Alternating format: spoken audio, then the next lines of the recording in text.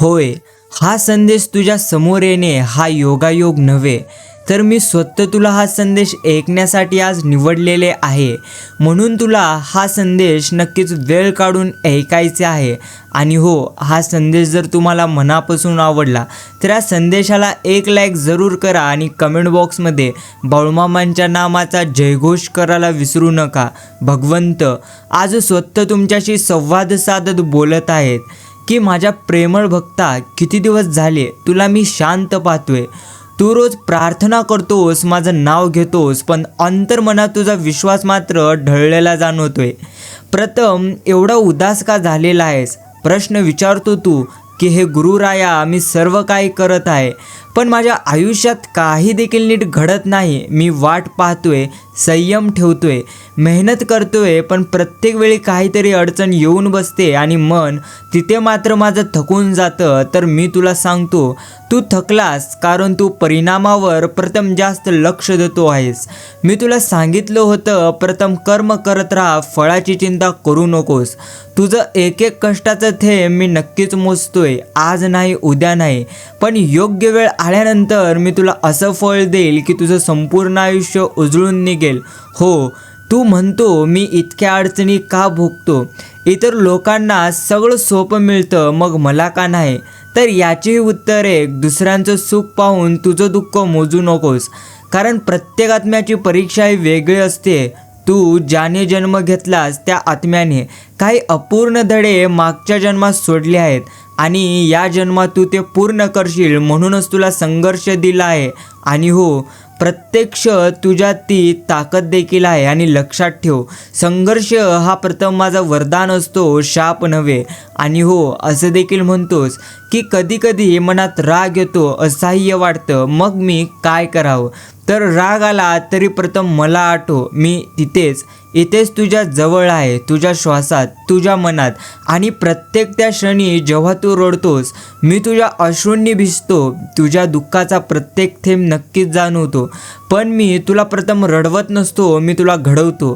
काचेला तडा पडला की ती निरुपयोगी होते, पण मातीला तडा पडला की ती दिवा बनते. आणि तू नक्कीच माझा दिवा आहेस. प्रथम फक्त माझ्यावर विश्वास ठेव. रोज एक चांगलं कर्म कर, जरी ते लहान असलं. कोणाचं मन दुखावू नकोस आणि प्रत्येक संकटात असं समज की भगवंत माझ्या बाजूला आहे. जेव्हा सगळे तुझ्या विरोधात जातील तेव्हाही मी तुझ्या सावलीसारखा तुझ्या नक्कीच बाजूला उभा असेन. प्रथम लक्षात ठेव, मी कधीच उशीर करत नसतो, फक्त भक्ताची योग्य वेळ येण्याची वाट पाहतो. आणि हो, हेच प्रथम पाहिजे होतं. आता पुढे जा, निडर आणि शांत, श्रद्धेने भरलेलं. तुझं आयुष्य आता लवकरच बदलणार आहे, कारण तू आता माझ्या नक्कीच मार्गावर चालत आहेस. आणि प्रथम लक्षात ठेव, ज्यांचं मन भगवंतांकडे झुकलेलं असतं त्यांचं नशीबही भगवंत स्वतः लिहित असतो. फक्त थोडा संयम मात्र तुम्हाला ठेवावं लागेल. हे प्रथम तुम्ही लक्षात नक्कीच ठेवलं पाहिजे. आणि आज या संदेशाद्वारे मी तुला काहीतरी सांगायला आलोय. तू रोज माझं नाव घेतोस, पण मनात मात्र शंका ठेवतोस. श्रद्धा म्हणजे नावाच्या माळा नव्हे, तर श्रद्धा म्हणजे अंधारातही मी आहे यावर प्रथम विश्वास ठेवणं असतं. माझं भाग्य का बदलत नाही हा प्रश्न तुझ्या मनात असतो. भाग्य बदलण्यापेक्षा मी तुला बदलण्याचा प्रयत्न करतो, हे तू लक्षात ठेवलं पाहिजे. कारण भाग्य तुझ्या बाहेर आहे, पण शक्ती तुझ्या आत आहे.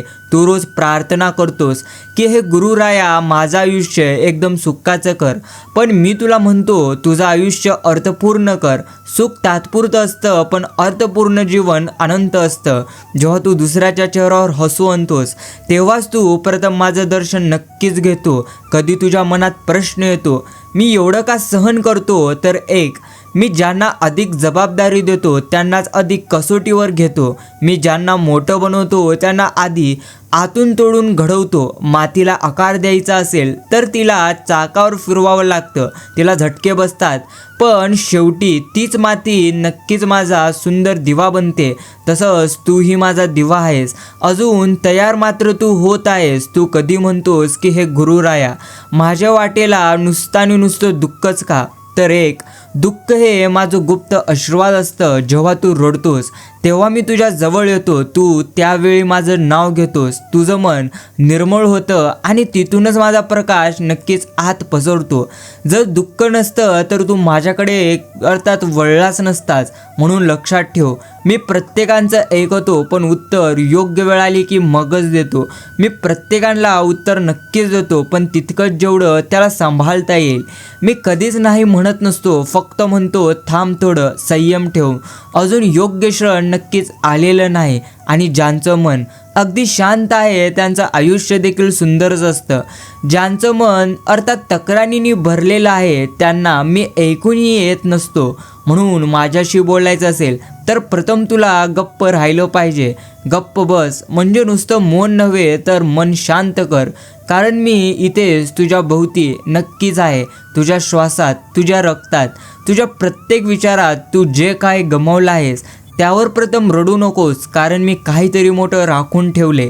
तू जे काही हवंय ते मिळवण्यासाठी जेवढं पवित्र ठेवशील तितकंच मी तुझ्या जवळ येईल. माझा मार्ग कधी सोपा नक्कीच नसतो पण शेवट नेहमी दिव्य नक्कीच असते. आता पुढे लक्षात ठेव, भगवंतांना कधी शोधू नकोस, तू भगवंतांना प्रथम जाणू. प्रत्येक सकाळी जेव्हा तू एखाद्याला मदतीचा हात देतील तेव्हा तिथे देखील मी नक्कीच आहे. जेव्हा तू माफ करतोस तिथे देखील मी आहे. जेव्हा तू स्वतःला वाईट प्रसंगातून उभं करतोस तिथे देखील मी आहे. मी मंदिरात नव्हे, मी तुझ्या नक्कीच मनात आहे. आणि ज्या दिवशी तू स्वतःवर, तुझ्या कर्मावर आणि माझ्या नियतीवर पूर्ण विश्वास ठेवशील त्या दिवशी तुला कोणत्याही संकटांची भीती राहणार नाही. त्या दिवशी तुझं आयुष्य अगदी प्रकाशाने भरून जाईल. मी तुझ्या बाजूला आहे प्रत्येक क्षणी, प्रत्येक पावलांवर आणि प्रत्येक श्वासात. हे प्रथम तुला नक्की स्मरणात ठेवायचं आहे. तर आता या क्षणापासून तुम्ही हा सुंदर व्हिडिओ लक्षपूर्वक ऐका, कारण मृत्यूनंतर आत्म्याचा अद्भुत प्रवास याबद्दल आपण पुराणातील एक सुंदर अशी कथा ऐकणार आहोत. ती कथा तुम्ही लक्षपूर्वक नक्कीच ऐका. फार पूर्वी एका वेळी पक्ष्यांचा राजा गरुड यांनी भगवान विष्णू यांना मृत्यूनंतर आत्म्याचे काय होते याबद्दल विचारले. तेव्हा भगवान विष्णूंनी गरुड पुराणातील ही महान कथा सांगितली, जी आजही हिंदू धर्मात अत्यंत महत्त्वाची मानली जाते. आणि ही कथा जीव, मृत्यू आणि कर्म यांच्या गूढ चक्रावर प्रकाश टाकते. जेव्हा एखाद्या व्यक्तीचा मृत्यू जवळ येतो तेव्हा तिचे प्राण हळूहळू शरीर सोडायला लागतात. गरुड पुराणानुसार हा क्षण अत्यंत वेदनादायक किंवा शांत दोन्हींपैकी काही असू शकतो. ज्याने आयुष्यभर सत्कर्म केली आहेत त्यांचा आत्मा सहजपणे शरीर सोडतो, पण ज्याने वाईट कर्म केली आहेत त्यांना प्राण मात्र सोडताना खूप त्रास होतो. प्राण शरीरातून बाहेर पडताच यमदूतांचे आगमन होते. हे यमदूत त्या आत्म्याला सूक्ष्म शरीरात बांधून त्याला घेऊन यमलोकाच्या दिशेने निघतात. हाच आत्म्याचा पहिला आणि सर्वात महत्त्वाचा प्रवास असतो. मग यमदूत आत्म्याला थेट यमलोकात यमराजाच्या दरबारात घेऊन जातात. तिथे आत्म्याला केवळ 24 तास ठेवले जाते. या 24 तासांत चित्रगुप्त त्या आत्म्याच्या संपूर्ण आयुष्याचा लेखाजोखा यमराजासमोर सादर करतात. आत्म्याने केलेले प्रत्येक चांगले वाईट काम, प्रत्येक विचार आणि प्रत्येक कर्म त्याला दाखवले जाते. हा हिशोब पाहून यमराज आत्म्याला त्याच्या कर्माचे फळ काय असणार आहे याची कल्पना देतात. फक्त 24 तासानंतर आत्म्याला यमदूतांकडून परत त्याच ठिकाणी सोडले जाते जिथे त्याने देह त्यागला होता. हा आत्मा पुढील 13 दिवस आपल्या कुटुंबाभोवती भटकत राहतो असं म्हटलं जातं. तो आपल्या प्रियजनांना पाहतो, त्यांचे दुःख अनुभवतो, पण त्यांच्याशी तो बोलू शकत नाही. त्याला पुन्हा आपल्या शरीरात प्रवेश करण्याची तीव्र अशी इच्छा तर होते, पण त्याला यश मात्र तिथे मिळत नसते. तो भुकेला आणि तहानलेला असतो. या काळात कुटुंबाने केलेले पिंडदान आणि श्रद्धाविधी त्याला पुढील प्रवासासाठी आवश्यक ऊर्जा आणि बळ देतात. या विधींमुळे आत्म्याला सूक्ष्म शरीर प्राप्त होते, जे त्याला पुढील प्रवासात मदत करते. ज्यांच्यासाठी पिंडदान केले जात नसते त्या आत्म्याला पुढील प्रवास उपाशीपोटी आणि खूप कष्टात करावा लागतो असे लिहिले आहे. मग 13 दिवसानंतर आत्मा पुन्हा एकदा यमलोकाच्या दिशेने निघतो. हा प्रवास खूप लांबचा आणि खडतर असतो. गरुड पुराणानुसार हा मार्ग हजारो योजने लांब आहे. या प्रवासात आत्म्याला अनेक भयानक वैतरणी नद्या, तप्त वाळवंटे, काटेरी वृक्ष आणि यमलोकाची 16 नगरे पार करावी लागतात. त्यांच्या कर्मानुसार हा प्रवास त्यांना खूप त्रासदायक होतो. वाईट कर्म करणाऱ्यांना यमदूत बांधून ओढत घेऊन जातात आणि वेगवेगळ्या प्रकारच्या शिक्षा भोगून मार्ग पार करावा लागतो असं म्हटलं जातं. मग अखेरीस दीर्घ प्रवासानंतर आत्मा यमराजांच्या दरबारात पोहोचतो. तिथे यमराज आत्म्याच्या कर्माचा अंतिम निकाल जाहीर करतात. इथून आत्म्यासमोर पुढे जाण्यासाठी 3 प्रमुख मार्ग असतात. प्रथम म्हणजे अर्ची मार्ग. ज्यांनी आयुष्यभर खूप पुण्य कमावले, परोपकार केला आणि धर्माचे पालन केले, त्यांना या मार्गाने स्वर्गात पाठवले जाते. तिथे त्यांना त्यांच्या पुण्यानुसार सुख आणि आनंद प्राप्त होते. आणि दुसरं म्हणजे धूम मार्ग. ज्यांनी चांगले आणि वाईट दोन्ही कर्म साधारण प्रमाणात केली आहेत, त्यांना पितृलोकात म्हणजे नक्कीच पूर्वजांच्या लोकात पाठवले जाते. आणि तिसरं म्हणजे नरक मार्ग. ज्यांनी आयुष्यभर फक्त आणि फक्त पाप केली आहेत, इतरांना त्रास दिला आहे, त्यांना नरकात पाठवले जाते. तिथे त्यांना त्यांच्या पापांनुसार वेगवेगळ्या प्रकारच्या कठोर शिक्षा भोगाव्या लागतात, जसे की गरम तेलात तळणे किंवा तीव्र अग्नीत जळणे असे लिहिले आहे. आणि 6वे मोक्ष आणि पुनर्जन्माचे चक्र. स्वर्गात किंवा नरकात कर्मानुसार फळ भोगल्यानंतर आत्म्याचे पुनरागमन पृथ्वीवर होते आणि तो नवीन शरीर धारण करतो, म्हणजे पुनर्जन्म घेतो. अर्थात आत्म्याने केलेल्या कर्मानुसार त्याचा पुढील जन्म मनुष्य, पशु किंवा इतर योनीमध्ये होतो. जो आत्मा ज्ञान, भक्ती आणि तपश्चर्याने जन्म मृत्यूच्या या चक्रातून पूर्णपणे मुक्त होतो, त्याला मोक्ष प्राप्त होतो. हा आत्मा मग भगवंतांच्या परमधामात म्हणजेच विष्णू लोकात वैकुंठ विलीन होतो. तिथे त्यांना पुन्हा जन्म घ्यावा लागतो. तात्पर्य एवढंच आहे, मृत्यूनंतर आत्मा पहिल्यांदा यमदूतांसोबत यमलोकात जातो. तिथे 24 तासात त्याच्या कर्माचा प्राथमिक हिशोब दाखवला जातो आणि नंतर 13 दिवसांसाठी तो पुन्हा आपल्या घरात परत येतो. 13 दिवसानंतर तो यमलोकाचा खडतर प्रवास सुरू करतो, ज्याचा अंतिम निर्णय हा यमराजांच्या दरबारात होतो आणि त्यानुसार त्याला प्रथम स्वर्ग किंवा नरकात पाठवले जाते. तर ही कथा प्रथम तुमच्या कर्माबद्दल जागृत राहण्याची आणि चांगले आयुष्य जगण्याची प्रेरणा देते. बाकी या संपूर्ण गोष्टी हे नक्कीच गरुड पुराणामध्ये लिहून ठेवलेले आहेत. बाकी या गोष्टी आपण नक्कीच किती मनावर घ्यावे आणि किती नाही, हे प्रथम तुम्ही नक्कीच तुमच्यावर आहे. बाकी प्रथम तुमचे कर्म योग्य ठेवणं हे मात्र या कथेमधून नक्कीच तुम्हाला समजून जाते. तर प्रेमळ मित्रांनो, आता आपण दुसरी अशी उत्कृष्ट कथा ऐकणार आहोत. तुम्ही ती लक्षपूर्वक ऐका. ही कथा यज्ञाग्नीची परीक्षा आणि दृष्टीचे सत्य यावर आधारित आहे. तर प्राचीन काळातील धर्मारण्य नावाच्या एका पवित्र भूमीत रत्नाकर नावाचा एक निष्ठावान ब्राह्मण राहत होता. रत्नाकर हा बालपणापासूनच अत्यंत धार्मिक होता. तो दिवसातून 3दा पवित्र नद्यांमध्ये स्नान करायचा, कठोर व्रत पाळायचा आणि रात्रंदिवस भगवंतांचे नामस्मरण करायचा. त्याचा प्रत्येक श्वास हा भगवंतांना तो समर्पित करत होता. पण रत्नाकरच्या घरात नेहमी दारिद्र्य आणि दुःखच दुःख होते. त्याची पत्नी नेहमी आजारी असायची. त्याच्या मुलांना कधीही चांगले अन्न मिळत नव्हते आणि त्यांच्या घरात नेहमी कसली ना कसली अडचण असायची. त्याच गावात एक धनाध्यक्ष नावाचा एक अतिशय श्रीमंत व्यापारी राहत होता. तर धनाध्यक्ष हा नास्तिक होता. तो कधीही मंदिरात जायचा नाही, कोणाला तो मदत देखील करायचा नाही आणि त्याने सर्व व्यवहार अन्याय आणि फसवणुकीवर आधारित होते. धर्माचे नाव घेतले तरी तो मात्र कायम हसायचा. आणि आश्चर्य असे होते की धनाध्यक्षाचे आयुष्य नेहमी ऐश्वर्यात आणि सुखात आनंदात होते. त्याला कसलाही रोग नव्हता. त्याचा व्यापार वरचीवर वाढतच होता आणि त्याचे कुटुंब नेहमी आनंदी दिसायचे. एका संध्याकाळी रत्नाकरच्या घरी अन्न नव्हते. त्याची पत्नी आणि मुले भुकेने त्रस्त होती. मग रत्नाकर निराश होऊन आकाशाकडे पाहत म्हणाला, हे परमेश्वर, मी तुला जीवन समर्पित नक्कीच केले. मी निष्काम भावनाने नक्कीच तुझी सेवा केली, तरी मला तू हे इतके दुःख का दिले? आणि जो तुझा अपमान करतो, जो अन्यायी आहे, त्याला तू इतके सुख कसे देतोस? तुझा न्याय मला समजतच नाही. दुःखी होऊन रत्नाकर हिमालयात जाऊन महर्षी दुर्वास यांना भेटण्याचा निर्णय घेतला. मग रत्नाकर कठोर प्रवासानंतर महर्षी दुर्वास यांच्या आश्रमात पोहोचला. त्याने रडत रडत महर्षींना आपला संभ्रम सांगितला. मग रत्नाकर म्हणाला, महर्षी, मी भक्ती करतो म्हणूनच मला दुःख मिळते आणि धनादक्ष नावाचा एक व्यक्ती आमच्या गावात आहे. तो पापी असूनही तो सुखी का? ही भक्ती व्यर्थ आहे का? महर्षी दुर्वासांनी स्मित हास्य केले आणि म्हणाले, वत्स, मी तुला शब्दांनी नाही तर कृतीने समजावतो. प्रथम महर्षी एक विशाल यज्ञाग्नी प्रज्वलित केला. त्यांनी रत्नाकरला 2 लाकडाचे तुकडे आणायला सांगितले. पहिले लाकूड रत्नाकरने एक सुकलेले साधे छोटे लाकूड आणले. दुसरे लाकूड म्हणजे महर्षींनी आपल्याकडील एक तेल बिंदूंनी माखलेले मोठे आणि अत्यंत सुगंधी लाकूड मागितले. महर्षी म्हणाले, आता हे दोन्ही लाकूड मी या यज्ञाग्नीत टाकेन. तू काय होते ते फक्त बघत राहा. महर्षींनी पहिले छोटे सुकलेले लाकूड यज्ञात टाकले. ते लाकूड लगेच पेटले, त्याची राख झाली आणि ते क्षणात संपले.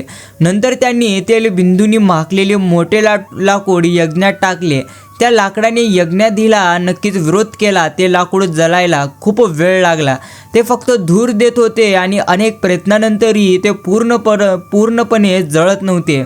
मग महर्षींनी रत्नाकरला शांतपणे जवळ बोलावले आणि स्पष्टीकरण दिले. वत्स रत्नाकर, आधी बघतो, ही दोन्ही लाकडं म्हणजे 2 जीव आहेत. पहिले लाकूड रत्नाकर आणि भक्त. छोटे आणि सुकलेले लाकूड तू आहेस. मग तुझ्या मार्गी अर्थात तुझ्या मागील अनेक जन्माचे कर्मबंध म्हणजे पाप हे प्रथम सुकलेले होते. तू या जन्मी भक्तीची, नामस्मरणाची आणि सत्कर्माची आग लावली. या अग्नीने तुझ्या मागील प्रत्यक्ष जन्माचे सर्व पाप लगेच आणि सहजपणे जळून टाकले. तुला जे दुःख मिळत आहे तो तुझ्या मागील कर्माचा अंतिम अंश आहे, जो तुझ्या भक्तीमुळे क्षणात संपत आहे. भगवंत तुझ्यावर दया करत आहेत म्हणून तुझे मोठे पाप ते लहान दुःख देऊन त्वरित संपत आहे. तू आता मोक्षमार्गावर उभा आहेस. आता दुसरे लाकूड धनादक्ष आणि पापी.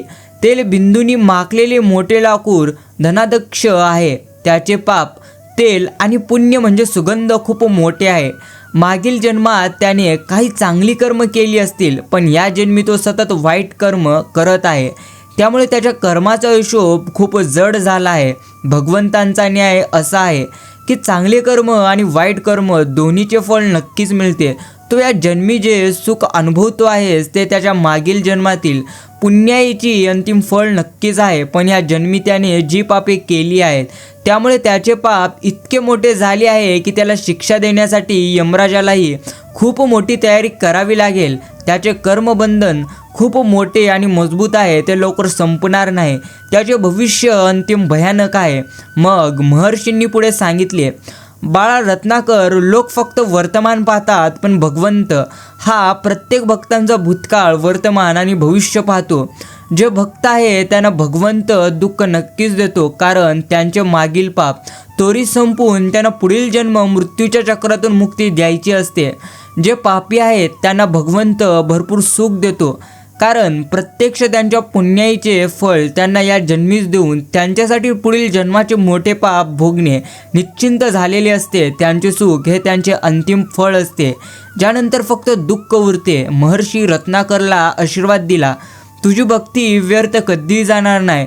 तुझ्या यज्ञाग्नी तुझ्या आत्म्याला शुद्ध करत आहे. तू जगाकडे दृष्टीच्या सत्याने नाही तर कर्माच्या सत्याने बघायला शिक. रत्नाकरला आता सर्व संभ्रम दूर झाले.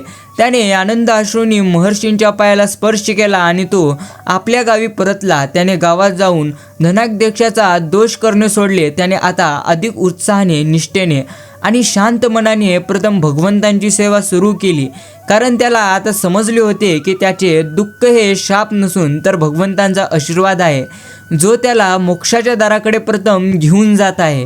मग ही कथा इथे संपत नाही. प्रथम ध्रुवपद, तपस्वीने कर्मभूमी, पुनर्जन्माचा महासागर यांचे रहस्य आता पूर्णत्व जाणले तर होते, परंतु आता त्याला मोक्षाचा मार्ग आणि अंतिम शांती अनुभवायची इच्छा होती. तो पुन्हा एकदा यमराजांसमोर उभा राहिला. यावेळी यमराजांनी त्याला कर्मदेवता आणि कालदेवता यांच्याही पलीकडील एका अद्भुत प्रदेशात नेले. हा प्रदेश यमलोकाच्या सीमेपलीकडे नक्कीच होता, जिथे केवळ तेजस्वी आणि शुद्ध आत्म्यांनाच प्रवेश करण्याची परवानगी होती. या प्रदेशाचे नाव होते विश्रांती क्षेत्र. यमराज म्हणाले, ध्रुवपदा, हे असे क्षेत्र आहे जिथे आत्मा पुनर्जन्माच्या चक्रातून थोड्या वेळासाठी विश्रांती घेण्यासाठी येतो. इथे कोणताही न्याय होत नसतो, फक्त पुनर्निर्माण आणि शांती अनुभवली जाते. ध्रुवपदने पाहिले, हा प्रदेश कोणत्याही स्वर्गलोकापेक्षा कमी नव्हता. तिथे सोन्याची मंदिरे नव्हती, पण शांतता आणि आनंद यांचा अखंड प्रवास होता. असंख्य आत्म्याचे कण तिथे प्रकाशात विसावले होते. मग विश्रांती क्षेत्रात आत्म्याला 3 अद्भुत गोष्टी अनुभवतात. प्रथम म्हणजे आत्मस्मरण आणि अंतिम स्वीकार. येथे आत्मा पहिल्यांदा स्वतःला पूर्णपणे स्वीकारतो. मर्त्यलोकात असताना त्याने केलेल्या चुकांचा त्याला खेद वाटत नसतो, कारण त्याला समजले असते की प्रत्येक चूक ही शिकण्याची संधी होती. त्याला त्याचे वास्तविक स्वरूप या आठवणीमुळे त्याचा मीपणा पूर्णपणे वितळून जातो आणि तो एका दिव्य आनंदाच्या स्थितीत विलीन होतो. आता या क्षेत्रात आत्म्याला त्याच्या सर्वात प्रिय व्यक्तींना भेटण्याची देखील संधी मिळते. यमराज म्हणतात, पहा राजा, इथे भेटणाऱ्या व्यक्ती त्यांच्या कर्जाचे किंवा वासनेच्या धाग्यांनी बांधलेले नसतात. त्या फक्त निर्मळ प्रेमाच्या धाग्यांनी नक्कीच जोडलेले असतात. एका आत्म्याने आपल्या आईला मिठी मारली, पण यावेळी त्यांच्या भेटीत अपेक्षा नव्हती, कर्ज नव्हते, फक्त शुद्ध प्रेम होते. त्या आत्म्याला समजले की पृथ्वीवरील नातेसंबंधातून त्याने जे प्रेम मिळवले तीच त्याची खरी कमाई आहे. सर्व बंधने तुटल्यानंतर आत्म्याला समजले की प्रेम हेच प्रथम अंतिम सत्य आहे. मग इथे आत्म्याला त्याच्या गुरूंना किंवा आध्यात्मिक मार्गदर्शनाला अर्थात भेटण्याची संधी मिळाली. यमराज म्हणतात, जेव्हा आत्म्याला वाट दाखवणारा कोणी नसतो, तेव्हा त्याचे सद्गुरू त्याला इथे भेटतात. ते आत्म्याला सांगतात की तू पुढील जन्म का घ्यायचा किंवा मोक्षाकडे कसे जायचे. ध्रुवपदने पाहिले की अनेक आत्म्यांनी त्यांच्या गुरूंना भेटून पुढील जन्माचे ध्येय निश्चिंत केले. जर एखाद्याचे ज्ञान अपूर्ण राहिले असेल तर त्याला ज्ञान पूर्ण करण्याची जन्म घ्यावा नक्कीच लागला. जर सेवा अपूर्ण राहिली असेल तर सेवा पूर्ण करण्यासाठी जन्म घ्यावा लागला. मग विश्रांती क्षेत्रातून आत्म्याचे 2 अंतिम मार्ग निश्चिंत होतात. प्रथम म्हणजे पुनर्जन्म किंवा मोक्ष म्हणजे मुक्ती. ध्रुवपदने तिथे पाहिले की मोक्षाकडे जाणारा मार्ग हा एक तेजस्वी प्रवास होता. नक्कीच प्रवाह होता, फक्त काही अति शुद्ध आत्म्यांनाच त्या प्रवासात प्रवेश मिळाला. यमराज म्हणतात, त्या आत्म्यांकडे निर्देश करत, पहा राजा, या आत्म्यांनी त्यांच्या जीवनात 5 मुख्य गोष्टींवर विजय मिळवला आहे. म्हणूनच त्यांना हा मोक्ष प्रवास प्रथम मात्र प्राप्त झालेला आहे. आणि ती 5 गोष्टी म्हणजे, प्रथम अहंकार मुक्ती, त्यांनी मीपणाचा पूर्णपणे त्याग केला. आणि दुसरं म्हणजे वासनामुक्ती, त्यांच्या मनात कोणती अपूर्ण इच्छा किंवा वासना उरली नाही.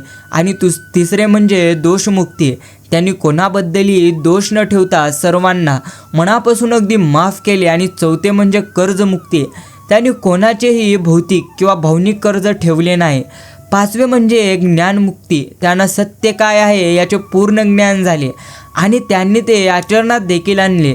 या आत्म्यांनी मोक्षाच्या प्रवाहात प्रवेश केला, जिथे त्यांना प्रकाश कणातून एका दिव्य ज्योतीमध्ये विलीन झाला. मग ध्रुवपदने हे अंतिम सत्य अनुभवले. त्याला समजले की मृत्यू ही एक शिक्षा नव्हे आणि मोक्ष हे केवळ पुण्यकर्म नव्हे. ध्रुवपदने यमराजांना अंतिम प्रश्न विचारला, हे धर्मराज, मला आता पुनर्जन्म आणि मोक्ष यातील फरक कळाला, पण अंतिम शांती काय आहे. यमराजांनी अत्यंत गंभीरपणे त्या ध्रुवपदला नक्कीच उत्तर दिले. म्हणाले, यमराज, अरे अंतिम शांती ही मोक्षात नव्हे ध्रुपदा, ती तुझ्या वर्तमानात आहे. ज्या क्षणी तू कर्माचे भय सोडतोस, फळाची अपेक्षा सोडतोस आणि प्रत्येक क्षणाला प्रेम आणि शांततेने स्वीकारतोस, त्या क्षणी तू मोक्ष मिळवतोस. ही शांती मिळवण्यासाठी तुला माझ्या यमलोकात यायची गरज नाही. ज्याने आपले जीवन जबाबदारीने आणि प्रामाणिकपणे जगले, ज्याने नामस्मरण आणि भगवंतांची सेवा करून आपले मन प्रथम शुद्ध ठेवले, त्याचा आत्मा मरताना देखील शांत असतो. तो वैतरणी नदीतून सहज जातो. कर्मभूमीत त्याला आनंद मिळतो आणि तो विश्रांती क्षेत्रात शाश्वत शांती अनुभवतो. ध्रुपदला आता ज्ञान पूर्ण झाले. त्याने यमराजांच्या चरणांना स्पर्श केला आणि अंतिम क्षमा मागितली. यमराजाने त्याला परत पृथ्वीवर पाठवले. निष्कर्ष, युवराज, एवढाच राजा द्रुपदने आपले उर्वरित आयुष्य लोकांमध्ये वर्तमान जगा, सत्कर्म करा आणि शांततेचा अनुभव घ्या हा संदेश देण्यात घालवले. त्याला समजले की मृत्यूनंतर आत्मा पहिल्यांदा कर्मभूमीमध्ये जातो, नंतर विश्रांती क्षेत्रात पुनर्निर्मळ करतो आणि त्याचे अंतिम गंतव्यस्थान त्याचा सत्याच्या कर्माने आणि वर्तमान क्षणाच्या स्वीकारण्याने निश्चिंत होतो. आता प्रेमळ मित्रांनो, लक्षपूर्वक तुम्ही या कथेचा शेवटचा टप्पा ऐका. पण ते ऐकण्यापूर्वी तुम्ही हा व्हिडिओ प्रत्येकाला शेअर करा आणि आपले चॅनल अजूनही सबस्क्राईब केलेले नसेल तर जरूर तुम्ही आपले चॅनल सबस्क्राईब करा. आणि हो, कमेंटमध्ये मला नक्कीच कळवा की तुम्हाला कथा ऐकायच्या आहेत की दैवी संदेश ऐकायचे आहेत. यापैकी तुम्हाला काही ऐकायचे असेल ते फक्त तुम्ही कमेंटमध्ये सांगा. तुम्हाला जे आवडते ते मी नक्कीच तुमच्यापर्यंत पोहोचवेल. तर नक्कीच शेवटचा टप्पा या कथेचा तुम्ही ऐका. तर सुरुवात करूया.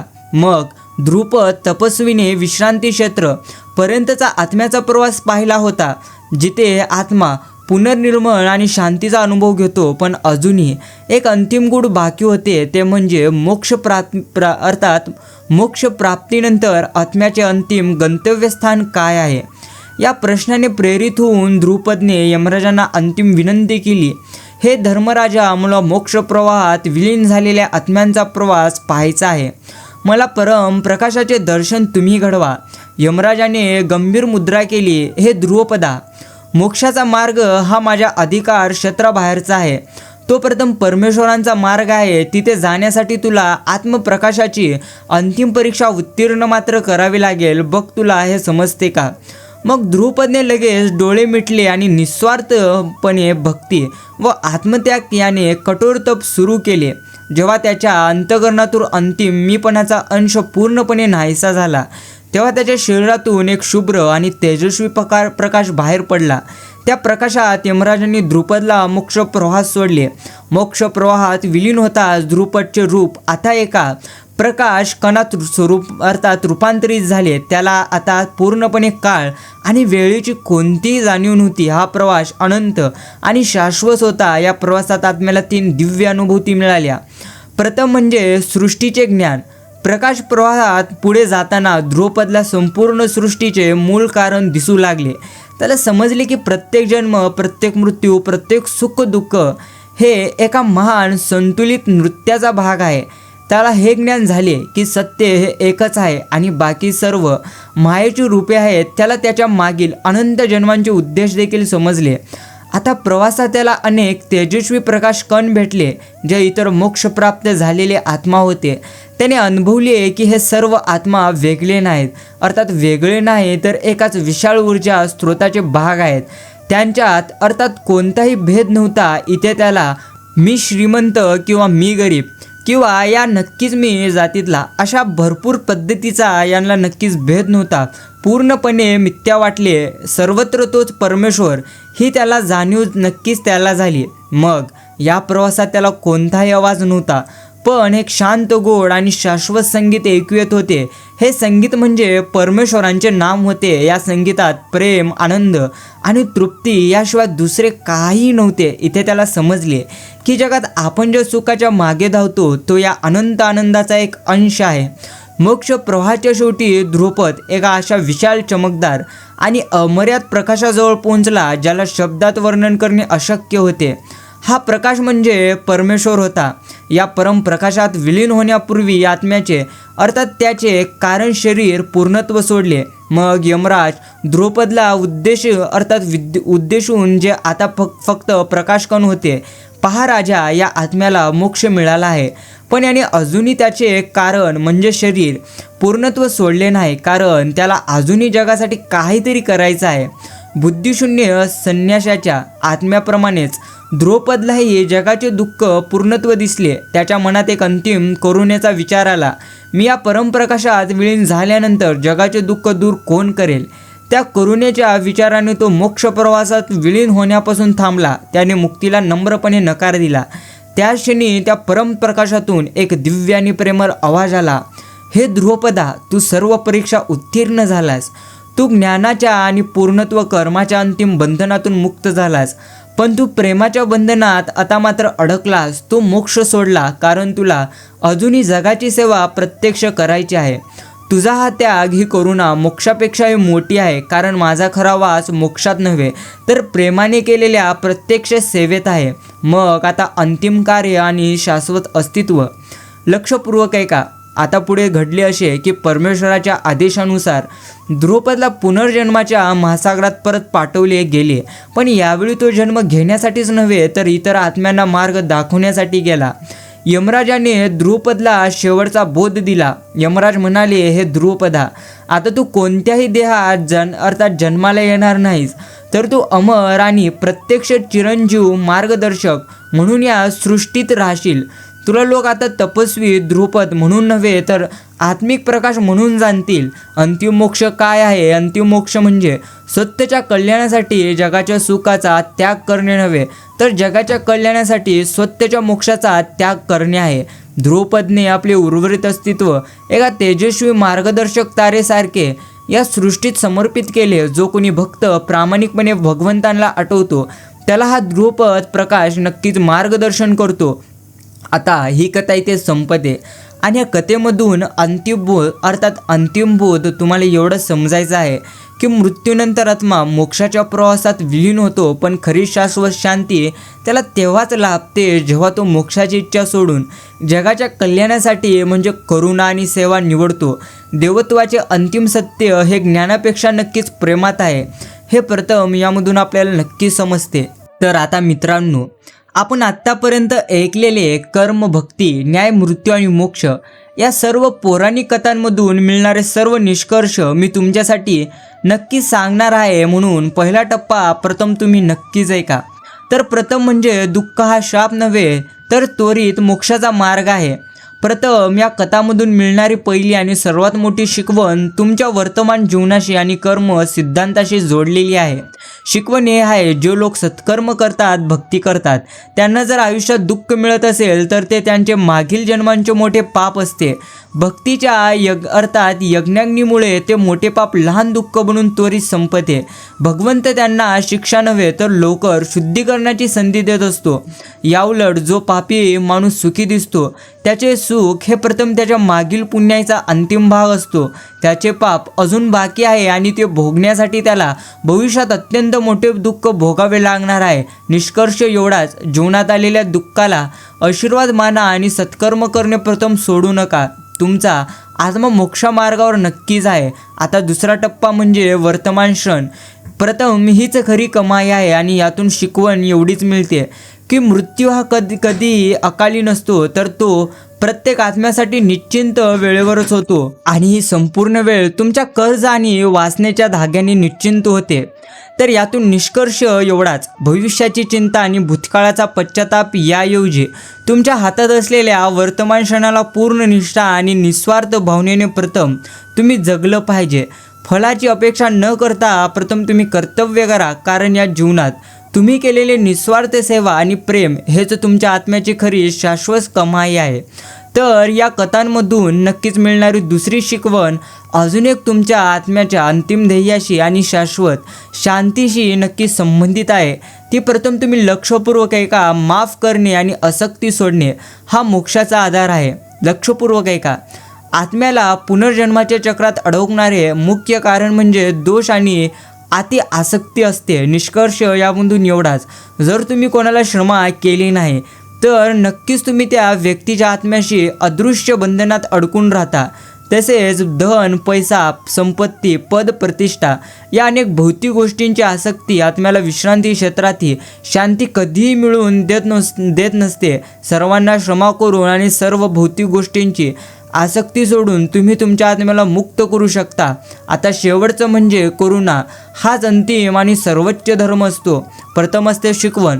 मोक्षाच्या प्रवासात आत्म्याला समजले की मोक्ष हे अंतिम गंतव्यस्थान नव्हे. निष्कर्ष एवढाच, सत्याच्या सुखासाठी नक्कीच मोक्ष मिळवण्यापेक्षा जगाच्या कल्याणासाठी म्हणजेच करुणा आणि सेवा निवडणे हेच मोक्षापेक्षाही सर्वश्रेष्ठ आहे.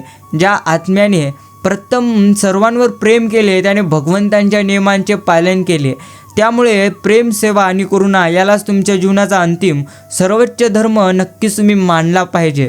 तर नक्कीच आता हे संपूर्ण आपल्याला समजून आलेली असेल भरपूर गोष्टी या व्हिडिओमध्ये मी तुम्हाला नक्कीच सांगितलेले आहे, जे तुम्ही कठोरपणे लक्षात घेऊन योग्य पद्धतीने ते तुम्ही आत्मसात देखील केले पाहिजे। तर आता प्रथम तुम्ही एक गोष्ट नक्की समजली पाहिजे की आपण प्रत्येक व्हिडिओमध्ये नवीन नवीन गोष्टी नक्कीच सांगत आहोत। प्रथम पहिले आपण दैवी संदेश सांगत होतो, भरपूर गोष्टी सांगत होतो, जसे की अनेक प्रेरणादायी विचार सुविचार अनेक गोष्टी सांगत होतो, परंतु सध्या मात्र आपण भरपूर अशा पौराणिक कथा सांगत आहोत। आता तुम्ही प्रथम मला सांगा की नक्कीच तुम्हाला पौराणिक कथा ऐकायच्या आहेत की फक्त दैवी संदेश आणि भरपूर अशा गोष्टी ऐकायच्या आहेत, हे तुम्ही कमेंटमध्ये नक्कीच मला कळवा। बाकी भेटूया पुढील एका संदेशा आणि अशा सुंदर व्हिडिओद्वारे। तोपर्यंत धन्यवाद।